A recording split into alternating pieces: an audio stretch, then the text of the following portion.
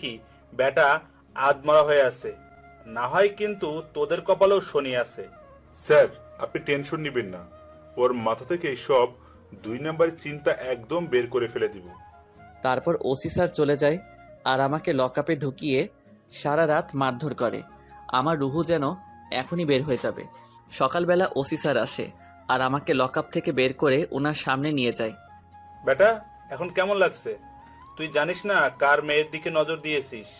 সামনের থেকে এসব করার আগে দেখে নিবি ওই মেয়ের বাবাও আমার মতো বড় অফিসার কিনা। এবারের মতো ছেড়ে দিলাম, যা বাড়ি যা। আমি মনে মনে হাসছি আর বলছি, হায় রে পাওয়ার, তুই সামান্য একটা থানার ওসি মাত্র, ওটা নিয়ে এত অহংকার বাপ মেয়ের। আর আমি কে সেটা যদি তুই জানতি তাহলে মাটি ছিদ্র করে সেটার নিচে ঢুকে যেতি। যাক, সমস্যা নেই, সময়ের অপেক্ষায় বসে থাকলাম। আমারও সময় আসবে, একক দশকে সব হিসাব করে নিব।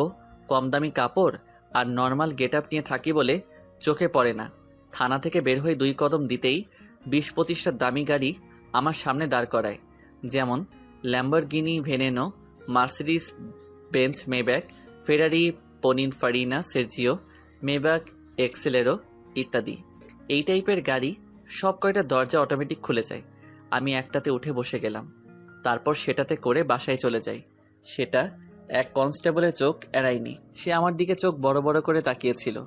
যেই ছেলে সারা রাত লকআপে বন্দি থেকে মাইর খেলো, সেই ছেলে সকালবেলা এত দামি গাড়ি। কনস্টেবল যেন কোনো মতেই হিসাব মিলাইতে পারতেছে না। সে গিয়ে ওসি স্যারকে সব বলে। ওসি স্যার যেন বিশ্বাসই করতে পারছে না। সে থানার সামনে সিসিটিভি ক্যামেরার ফুটেজগুলো চেক করে।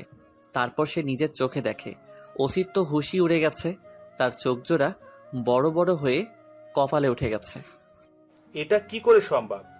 যেই গাড়ি কয়েক বছর মেহনত করলেও কিনতে পারবো কিনা তার কোনো নিশ্চয়তা নেই, আর এমন খ্যাতমার্কা ছেলের কাছ থেকে এত দামি মডেলের গাড়ি, তাও আবার বিভিন্ন ব্র্যান্ডের, যেই গাড়ি শহরের কোটিপতিরাও কেনার ক্ষমতা রাখে না।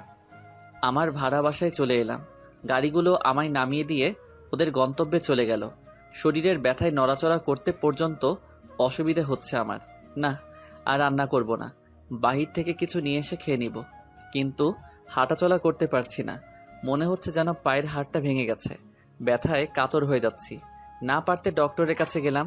উনি আমার পা দেখেই বলে দিল পায়ের ভিতরের হাড় ভেঙে একটার উপরে একটা উঠে গিয়েছে। উনি রাতারাতি প্লাস্টার করে দিল। পরের দিন সকালবেলা উঠে ফ্রেশ হয়ে নিলাম। সারা রাত পায়ের ব্যথায় ঘুম হয়নি। কিন্তু যত যাই হোক, আমার ক্লাসে যেতে হবে, কারণ কিছুদিন পর আমার পরীক্ষা।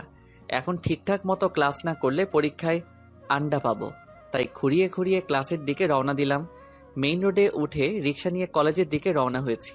ও হ্যাঁ, আপনাদের তো বলাই হয়নি আমার পরিচয়। আমার নাম আকাশ, সে তো সবাই জানেন। বাবা মা ভাই বোন তাদের পরিচয় গল্পের সাথে থাকলে পেয়ে যাবেন।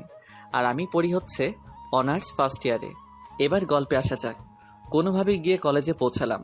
পায়ে ব্যান্ডেজ প্লাস পরনে কোনো ভালো জামা কাপড়ও নেই।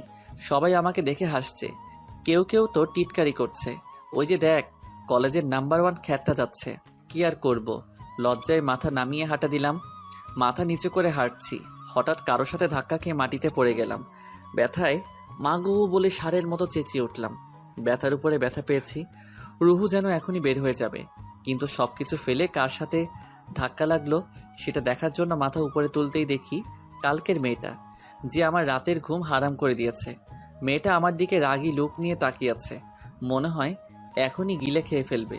কিন্তু আমি কি করব, আমি তো ইচ্ছে করে এমন করিনি। আমি মাটি থেকে উঠে দাঁড়ালাম। আসলে সরি, আমি ইচ্ছা করে এমন করিনি।